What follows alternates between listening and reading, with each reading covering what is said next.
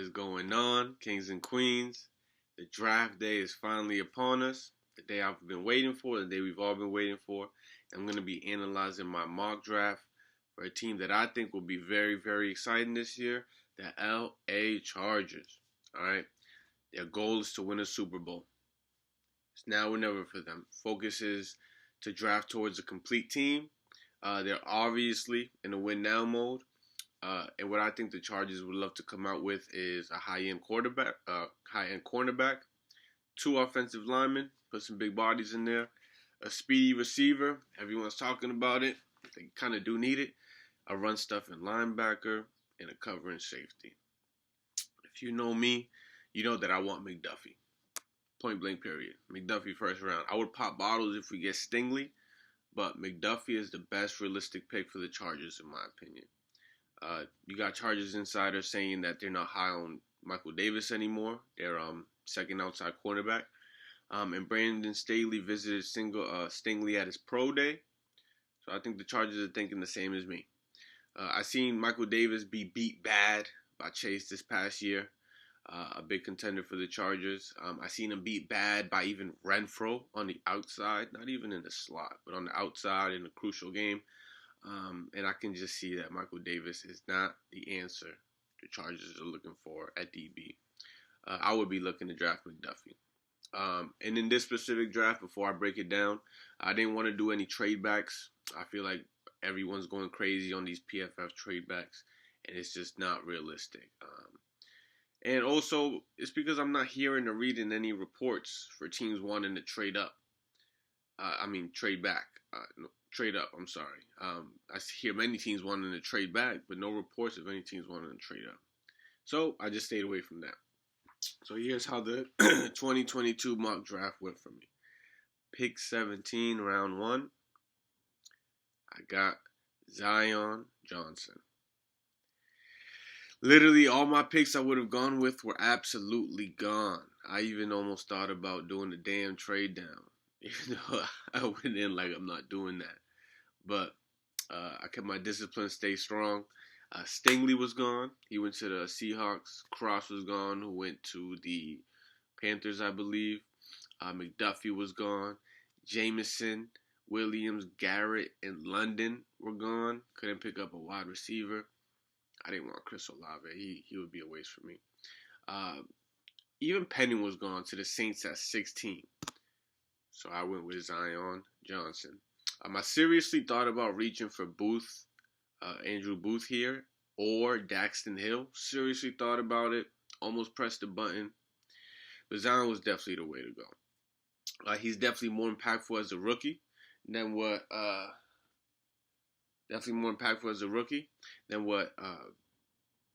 Daxton or Andrew can ever provide, can ever wish to be as a rookie. I feel like they'll be very impactful, maybe second, third, fourth year. But rookie, not as impactful as what Zion Johnson is ready to do now. Drafting Zion reminds me of kind of what Quentin Nelson did with the Colts offensive line when they took those 3 years to really turn that offensive line around. Going from a terrible line that couldn't guard for luck at all, which is the reason why he retired. And 3 years later, investing in it until it becomes the best in the league. I see that for the Chargers. Then Zion and Quentin Nelson both being first-round guards, and the team demonstrating a clear rebuild to fully turn around the offensive line gives me a Nelson vibe with picking Zion here first round. Zion is good enough to be a Pro Bowl guard by his second year, I believe, and ready to immediately produce his rookie year. Pick 79, round 3. I went with Max Mitchell. Another offensive lineman. It's not looking pretty so far, but it's looking pretty filling in those needs. Tariq Woolen, I think, just left at 71 in this specific mock draft. John Mechie and Calvin Austin. Calvin Austin was the very pick before me. Sucks. And John Mechie went a few picks before that. I would have picked up John Mechie or Calvin Austin. But them being gone forced my hand to go with a tackle. I wanted a smooth draft, but it was just the very opposite. Everyone was being taken that I wanted. I went with Max Mitchell over other tackles, Deesh and Ryan. Uh, Regardless, either one of them would have been fine. Regardless, I would have went with a tackle here. Uh, Pretty much all high-end prospects were gone. So I went with someone who might very well start game one. For a third round pick, starting game one, can't complain. Uh, I thought about him. I thought about Max Mitchell or Jaylyn Armour Davis, who I love, man. I love these cornerbacks in this draft. But the more talented bodies on your O line, the better. A good offensive line just feels like a good foundation for a team, man. And I like Deesh because he's very athletic. I see a lot of good screens in his future. Honestly, at this point, it's whoever could give Eckler the best screens, man. Whoever could give Eckler the best screens, just throw him out there because what are these guys, even going to offer you? Like, the thing is, I don't expect much from these second and third tier rookie tackles in year one. But Max Mitchell is decent, considering all high-end prospects were gone. Going Zion, then tackle to start the draft sounds like a solid plan for making sure that they stay top 5 in the offense. They didn't lose any receivers. They didn't lose any running backs except for Justin Jackson, who was the backup. Improving that offensive line, I think, kind of ensures that they stay top 5. The next pick 82. I traded up to pick at 82. I traded the 4th round pick, 123. And next year's 3rd from the Chargers for the Falcons' 82nd pick and next year's 6th. So essentially, the Falcons are moving back around 40 picks this year to move up 3 rounds the next year. Falcons would have probably picked Armour Davis here in real life. I could see him being Casey Hayward's replacement in Atlanta, but they'll take a 3rd round pick and continue their rebuild next round because they're just a rebuilding team, and a 3rd round pick, they'll take that. But anyways, Jaylyn Armour Davis is a great boomer bust pick for the Chargers. They could ease him in because of the injury concerns and the lack of field time in Alabama. Jaylyn Armour Davis, watch his tape, man. Definitely a man-to-man style of player. With his speed and size, he could be a great special teams player right off the bat, all while still pushing Michael Davis for playing time. Beautiful. Couldn't get Stingley or McDuffie the 1st round, but getting Jaylyn in the 3rd is still great for the long term. McDuffie would have been great for the rookie year, but Jaylyn Armour Davis is still great for the long term. He'll be more impactful than Marcus Jones as a rookie. You heard that here first. Jaylyn Armour Davis will be a lot more impactful than Marcus Jones as a rookie, who is also available at this pick 82. Brandon Staley should make sure to get a corner before they drop off. And I think they drop off after Marcus Jones in this area. And trade up if need be, man. Trade up if need be. You need to get one of these 1- or 2nd tier corners. No one is talking about it, but trading up using later picks, moving up using later picks will happen. The Chargers will move up using later picks. Tom Telesco said in an interview that 7th round picks don't get you much. He's they don't get you much, man. When asked about trading up with the later round picks. So clearly, he's been trying to bundle those picks. If he's out here, they don't get you much. What you think he's been doing? He's been shopping those picks. Clearly, he's been trying to bundle those picks and still wants to bundle something to trade up.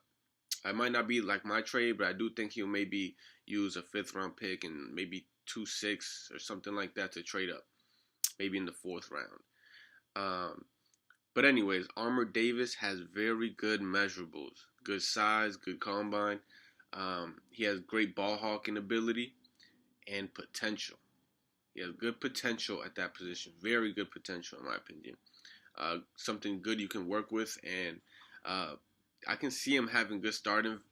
He's great at defending straight deep routes. Right now, he's great at defending straight deep routes, linear routes. And I can see him having good value in those situations, even in his rookie year. He's a good weapon for Derwin, man. Good weapon for Derwin.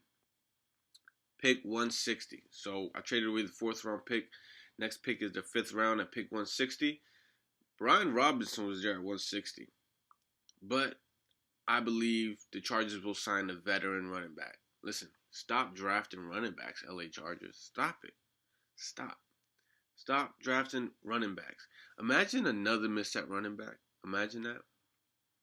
You shouldn't be wanting to be so quick to draft another one.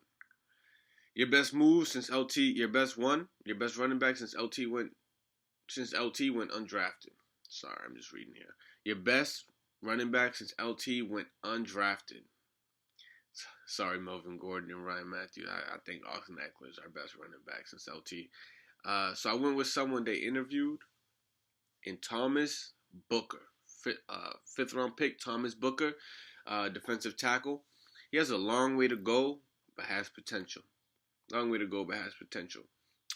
has the good size, short arms, but not very short, not extremely short. On the bright side for Thomas Booker, 1 year under NFL coaches, and he should step in to replace Christian Covington as a rotational piece. All right, we got Sebastian Day for 2 years, Austin Johnson for 2 years. Next year, this guy should step on the bright side. He should step in to replace Christian Covington as a rotational piece and make it so that we don't need Fehoko to come in, who is, I think at this point, a practice squad defensive tackle. I could even see him maybe becoming an eventual starter later down the line in his contract when Joseph Day and Austin Johnson are due to leave. I thought about edge here seriously. I was looking at defensive lineman. I was looking at defensive tackle or edge. I thought about edge here, but I like Chris Rumph or a veteran, Chris Rumph and a veteran to take care of that edge 3 position. Similar to bringing in Fackrell last year. Fackrell came in as a veteran last year to share edge duties with Nwosu, and he did pretty good. So I see the Chargers doing something similar where the edge 3 position will be taken care of by Chris Rumph, a 5th round rookie from last year, and a veteran. I don't know who, but someone like Fackrell, you know what I mean? So yeah, put more potential at DT in their 5th round. Put more potential in there. We know how Brandon Staley needs that defense, man. Round 6, my last pick. I'm not doing the whole 7 rounds. Pick 195 for the LA Chargers, Verone McKinley. I love this cat right here. So people talk about his size when they talk about him. Hey, Asante Samuel shows size doesn't mean you can't tackle. That boy Asante Samuel be out there flinging his body around, man. Verone is an aggressive tackler. He's a great defensive back piece whose role would be similar to Daxton Hill, who I really love for the Chargers if they decide to trade back. But less of an extent. Obviously, he'll be playing less than Daxton Hill would because he's not as talented. But his role would be similar, being a safety / nickel corner. Verone McKinley has good ball hawking skills, very sticky hands. I believe he has 6 intos this past year. He gets intos and is a true DB. Versatile, not just a cornerback or a safety, but a true DB. He gets intos, even since he's been getting intos his whole collegiate career. He's been getting intos. So he will be a pro in this league. I see him being a pro, man. He's gonna be a pro. He's a football damn player. It's just his size that knocks him down in the draft, and teams are gonna regret fading him. I think he's like a 2nd or 3rd round talent. He'll be a pro in this league. It's just his size, so that just puts a chip on his shoulder, man. He's gonna be out there playing hard. He's gonna be grinding in those man. Imagine him in those practices with JC, Derwin, Asante. Man, he's gonna be out there killing those practices with the guys, man. He's gonna be out there killing it. So that's my draft. Pick number 1, Zion Johnson. Pick 2 in the 3rd round, Max Mitchell. Pick 3, I traded up to be in the 3rd round and pick Jaylyn Armour Davis. Pick 4 in the 5th round was Thomas Booker. And pick 5 in the 6th round was Verone McKinley. Verone McKinley was also someone they brought in to interview. The source from Verone McKinley himself saying that he was interviewed by the Chargers. Thomas Booker was someone that was interviewed, so those make sense. We know Brandon Staley loves his connections and going after guys that he's been connected to. In this draft, I got no speedy wide receiver, but here first, watch out for Gerald Everett to take a huge step in his career, man. He's way better than Jared Cook was last year, and I could see him coming in here and dominating at his tight end position. And watch out for Joshua Palmer too, man. To be the guy the Chargers fans never knew they needed at wide receiver 3. No run stuffing linebacker at the draft this year for this particular mock draft either, but it'll be all right without a run stuffing linebacker, right? It'll be all right. That position isn't of high value in the scheme. And isn't Derwin James their second string linebacker anyways? But anyways, man, today's the draft. I'm very excited. Please subscribe to King's Sports, Castle Sports Talk by Kings and Queens. I'm a new channel. And just a professional sports fan here, man. I'm going to be having some guests later on. My blood brother will be joining me. And we're going to be talking what you guys want to hear. And I'll be dropping an analysis of the first round of the draft. Man, I've been preparing for this draft like a wild animal. And I'll see you guys next time. Peace.